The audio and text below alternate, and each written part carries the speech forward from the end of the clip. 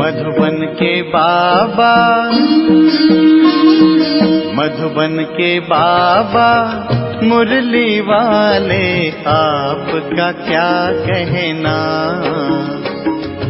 आपका क्या कहना।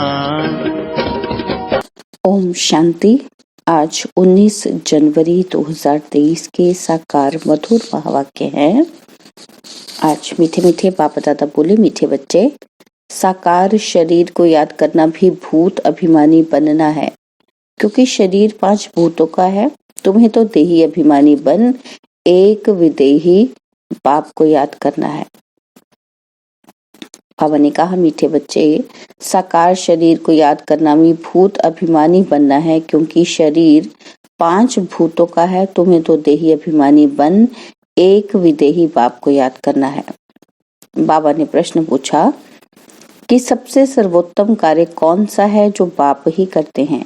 और उत्तर में बाबा कहते, सारी तमो प्रधान सृष्टि को सतो प्रधान सदा सुखी बना देना, यह है सबसे सर्वोत्तम कार्य जो बाप ही करते हैं।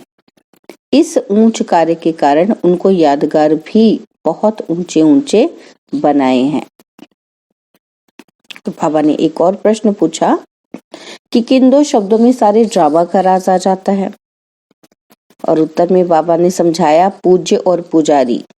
जब तुम पूज्य हो तब पुरुषोत्तम हो, फिर मध्यम कनिष्ठ बनते। माया पूज्य से पुजारी बना देती है। मुरली का गीत है, महफिल में जल उठी क्षमा परवाने के लिए। ओम शांति। भगवान बैठ बच्चों को समझाते हैं कि मनुष्य को भगवान नहीं कहा जा सकता। ब्रह्मा विष्णु शंकर का भी चित्र है, उनको भगवान नहीं कह सकते। परमपिता परमात्मा का निवास उनसे भी ऊंच है, उनको ही प्रभु ईश्वर भगवान आदि कहते हैं।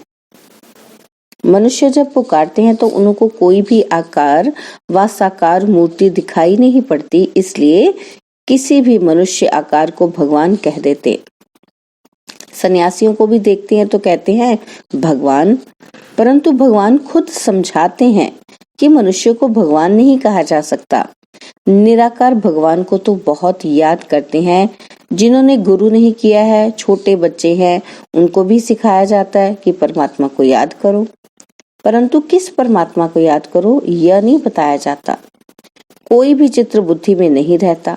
दुख के समय कह देते हैं कि हे प्रभु, कोई गुरु व देवता आदि का चित्र उनके सामने नहीं आता है। फल बहुत गुरु किए हों तो भी जब हे भगवान कहते हैं तो कभी उनको गुरु याद नहीं आएगा। अगर गुरु को याद कर और ही भगवान कहें तो वह मनुष्य तो जन्म मरण में आने वाला हो गया।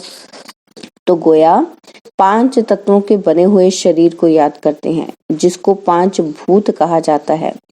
आत्मा को भूत नहीं कहा जाता, तो वह जैसे भूत पूजा हो गई।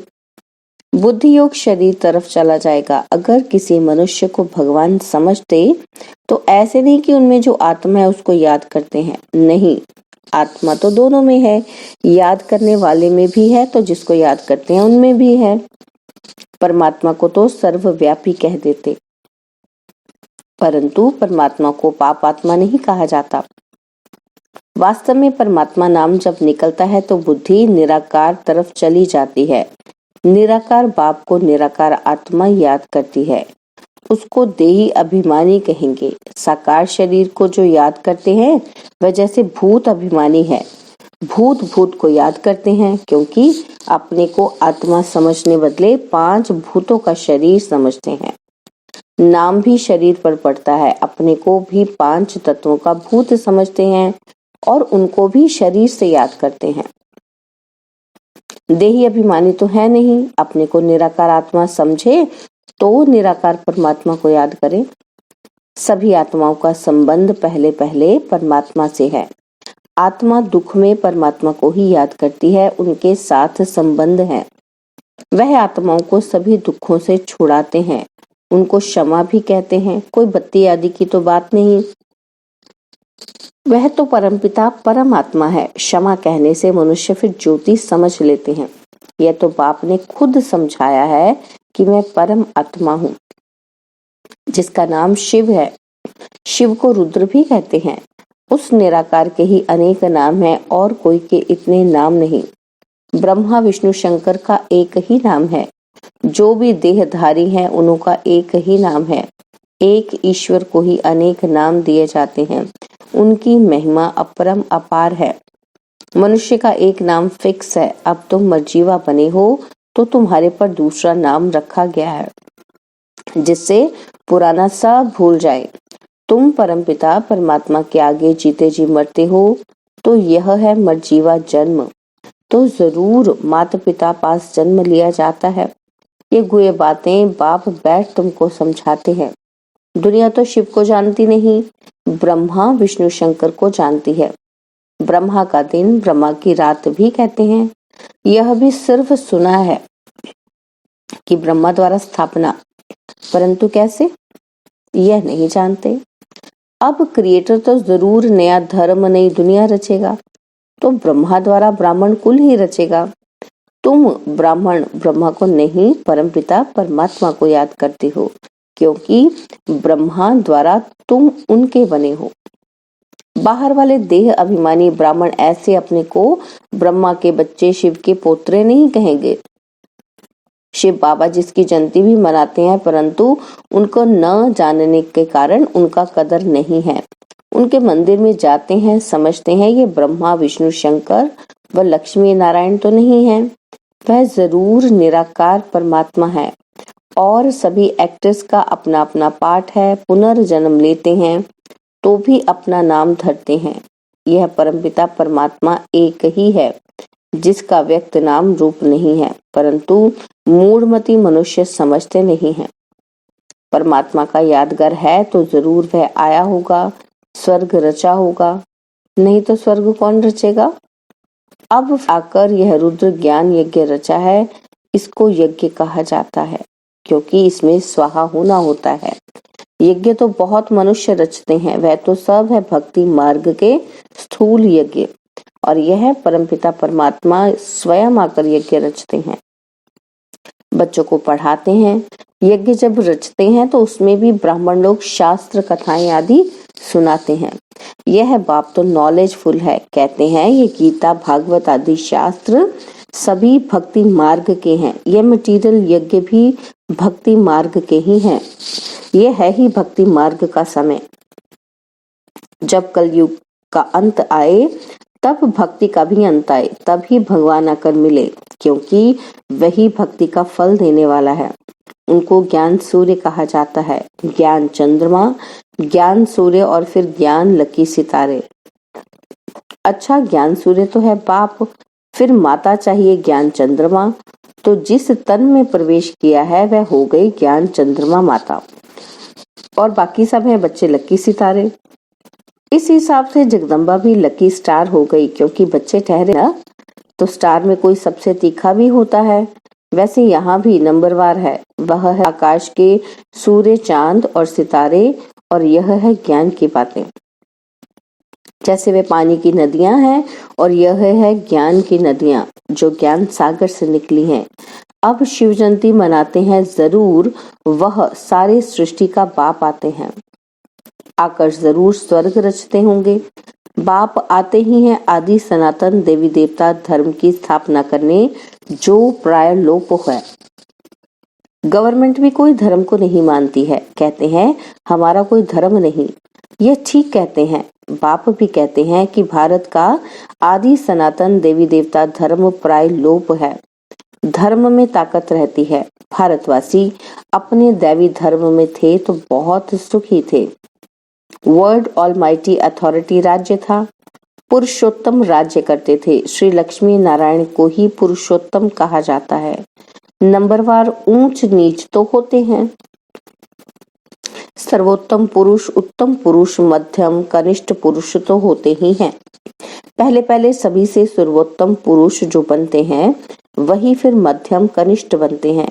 तो लक्ष्मी नारायण है पुरुषोत्तम, सभी पुरुषों में उत्तम। फिर नीचे उतरते हैं तो देवता से क्षत्रिय, क्षत्रिय से फिर वैश्य, शूद्र, कनिष्ठ बनते हैं। सीताराम को भी पुरुषोत्तम नहीं कहेंगे। सभी राजाओं के राजा सर्वोत्तम, सतोप्रधान पुरुषोत्तम है। लक्ष्मी नारायण, ये सब बातें तुम्हारी बुद्धि में बैठी हैं। कैसे यह सृष्टि का चक्र चलता है, पहले पहले उत्तम, फिर मध्यम, कनिष्ठ बनते हैं। इस समय तो सारी दुनिया तमो प्रधान है, ये बाप समझाते हैं, जिसकी अब जयंती मनाएंगे। तुम बता सकते हो कि आज से 5000 वर्ष पहले परमपिता परमात्मा शिव पधारे थे, नहीं तो शिव जयंती क्यों मनाते? कोई रीजन तो होगा ना। तो बाबा कहते हैं उनको बताओ। तो परमपिता परमात्मा जरूर बच्चों के लिए सौगात ले आएंगे और जरूर सर्वोत्तम कार्य करेंगे। सारी तमो प्रधान सृष्टि को सतो प्रधान सदा सुखी बनाते हैं। जितना ऊंच है उतना ऊंच यादगार भी था। जिस मंदिर को लूट कर ले गए, मनुष्य चढ़ाई करते ही हैं धन के लिए, फौरन से भी आए धन के लिए। उस समय भी धन बहुत था, परंतु माया रावण ने भारत को कौड़ी तुल्य बना दिया है। बाप आकर हीरे तुल्य बनाते हैं। ऐसे शिव बाबा को कोई भी नहीं जानते। कह देते हैं सर्वव्यापी है, ये कहना भी भूल है। नैया पार कराने वाला सतगुरु एक है और डुबोने वाले अनेक हैं। सभी विषय सागर में डूबे हुए हैं, तब तो कहते हैं इस असार संसार विषय सागर से उस पार ले चलो जहाँ क्षीर सागर है। गाया भी जाता है कि विष्णु क्षीर सागर में रहते थे। स्वर्ग को क्षीर सागर कहा जाता है, जहाँ लक्ष्मी नारायण राज्य करते हैं। बाकी ऐसे नहीं कि विष्णु वहाँ क्षीर सागर में विश्राम करते हैं। वो लोग तो बड़ा तालाब बनाकर उसके बीच में विष्णु को रखते हैं। विष्णु भी लंबा चौड़ा बनाते हैं। इतने बड़े तो लक्ष्मी नारायण होते नहीं, बहुत बहुत 6 फुट होंगे। पांडवों के भी बड़े बड़े बुत बनाते हैं। रावण का कितना बड़ा बुत बनाते हैं। बड़ा नाम है तो बड़ा चित्र बनाते हैं। बाबा का नाम भल बड़ा है, परंतु उनका चित्र छोटा है। यह तो समझाने के लिए इतना बड़ा रूप दे दिया है। बाप कहते हैं मेरा इतना बड़ा रूप नहीं है। जैसे आत्मा छोटी है, वैसे ही मैं परमात्मा भी स्टार मिशन हूँ। उसको सुप्रीम सोल कहा जाता है। वह है सबसे ऊंच, उसी में सारा ज्ञान भरा हुआ है। उनकी महिमा गाई हुई है कि वह मनुष्य सृष्टि का बीज रूप है, ज्ञान का सागर है, चैतन्य आत्मा है। परंतु सुनावे तब जब ऑर्गन्स लेवे। जैसे बच्चा भी छोटे ऑर्गन से बात नहीं कर सकता, बड़ा होता है तो शास्त्र आदि देखने से अगले संस्कारों की स्मृति आ जाती है। तो बाप बैठ बच्चों को समझाते हैं कि मैं फिर से 5000 वर्ष बाद तुमको वही राजयोग सिखाने आया हूँ। श्री कृष्ण ने कोई राजयोग नहीं सिखाया है, उन्होंने तो प्रारब्ध भोगी है। 8 जन्म सूर्यवंशी, 12 जन्म चंद्रवंशी और फिर 63 जन्म वैश्य शूद्रवंशी बने। अभी सबका यह अंतिम जन्म है। यह श्री कृष्ण की आत्मा भी सुनती है, तुम भी सुनते हो। यह है संगम युगी ब्राह्मणों का वर्ण। फिर तुम ब्राह्मण से जाकर देवता बनेंगे। ब्राह्मण धर्म, सूर्यवंशी देवता धर्म और चंद्रवंशी क्षत्रिय धर्म, तीनों का स्थापक एक ही परमपिता परमात्मा है। तो तीनों का शास्त्र भी एक होना चाहिए। अलग अलग कोई शास्त्र है नहीं। ब्रह्मा इतना बड़ा, सभी का बाप है प्रजापिता। उनका भी कोई शास्त्र है नहीं। एक गीता में ही भगवानुवाच है, ब्रह्मा भगवानुवाच नहीं है। यह है शिव भगवानुवाच ब्रह्मा द्वारा, जिससे शूद्रों को कन्वर्ट कर ब्राह्मण बनाया जाता है। ब्राह्मण ही देवता और जो नापास होते हैं वह क्षत्रिय बन जाते हैं। 2 कला कम हो जाती है। कितनी अच्छी रीति समझाते हैं। ऊंचते ऊंच है परमपिता परमात्मा। फिर ब्रह्मा विष्णु शंकर, उनको भी पुरुषोत्तम नहीं कहेंगे। जो पुरुषोत्तम बनते हैं फिर वही कनिष्ठ भी बनते हैं। मनुष्य में सर्वोत्तम है लक्ष्मी नारायण, जिनके मंदिर भी हैं, परंतु उनकी महिमा को कोई जानते नहीं है, सिर्फ पूजा करते रहते हैं। अब तुम पुजारी से पूज्य बन रहे हो। माया फिर पुजारी बना देती है। ड्रामा ऐसा बना हुआ है, जब नाटक पूरा होता है तभी मुझे आना पड़ता है। फिर वृद्धि होना भी ऑटोमेटिकली बंद हो जाता है। फिर तुम बच्चों को आकर अपना अपना पाठ रिपीट करना है। यह परमपिता परमात्मा खुद बैठ समझाते हैं, जिसकी जयंती भक्ति मार्ग में मनाते हैं। यह तो मनाते ही रहेंगे, स्वर्ग में तो कोई की भी जयंती नहीं मनाते हैं। श्री कृष्ण राम आदि की भी जयंती नहीं मनाएंगे, वह तो खुद प्रैक्टिकल में होंगे, और यह तो होकर गए हैं तब मनाते हैं। वहां वर्ष वर्ष श्री कृष्ण का बर्थडे नहीं मनाएंगे, वहां तो सदैव खुशियां हैं ही। बर्थडे क्या मनाएंगे? बच्चे के नाम तो माता पिता ही रखते होंगे, गुरु तो वहां होता ही नहीं। वास्तव में इन बातों का ज्ञान और योग से कोई कनेक्शन नहीं है। बाकी वहां की रस्म क्या है सो पूछना होता है, या तो बाबा कह देंगे कि वहां के कायदे जो होंगे वे चल पड़ेंगे, तुमको पूछने की क्या दरकार है। पहले मेहनत कर, अपना पद तो प्राप्त करो, लायक तो बनो, फिर पूछना। ड्रामा में कोई ना कोई कायदा तो होगा ही। अच्छा, मीठे मीठे सिकिलते बच्चों प्रति माता पिता बाप दादा का याद प्यार और गुड मॉर्निंग। रूहानी बाप की रूहानी बच्चों को नमस्ते। हम रूहानी बच्चों की रूहानी बाप दादाजी को दिलवा जान सिकवा प्रेम से नमस्ते। ओम शांति। प्यारे बाबा, मीठे बाबा, मेरे बाबा, शुक्रिया बाबा, शुक्रिया बाबा, शुक्रिया बाबा। धारणा के लिए मुख्य सार है। पहला पॉइंट, अपने को निराकार आत्मा समझ निराकार बाप को याद करना है, किसी भी देहधारी को नहीं। मरजीवापन पुरानी बातों को बुद्धि से भूल जाना है। बाप के रचे हुए इस रुद्र यज्ञ में संपूर्ण स्वाहा होना है। शूद्रों को ब्राह्मण धर्म में कन्वर्ट करने की सेवा करनी है। बाबा ने वरदान दिया, दिनचर्या की सेटिंग और बाप के साथ द्वारा हर कार्य एक्यूरेट करने वाले विश्व कल्याणकारी भव। दिनचर्या की सेटिंग और बाप के साथ हर कार्य एक्यूरेट करने वाले विश्व कल्याणकारी भव। दुनिया में जो बड़े आदमी होते हैं उनकी दिनचर्या सेट होती है। कोई भी कार्य एक्यूरेट तब होता है जब दिनचर्या की सेटिंग हो। सेटिंग से समय, एनर्जी सब बच जाते हैं।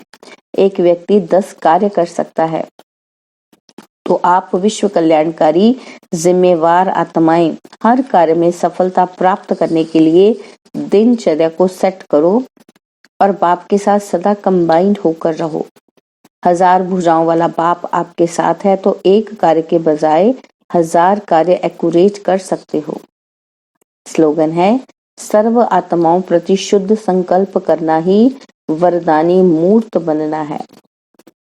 सर्व आत्माओं प्रति शुद्ध संकल्प करना ही वरदानी मूर्त बनना है।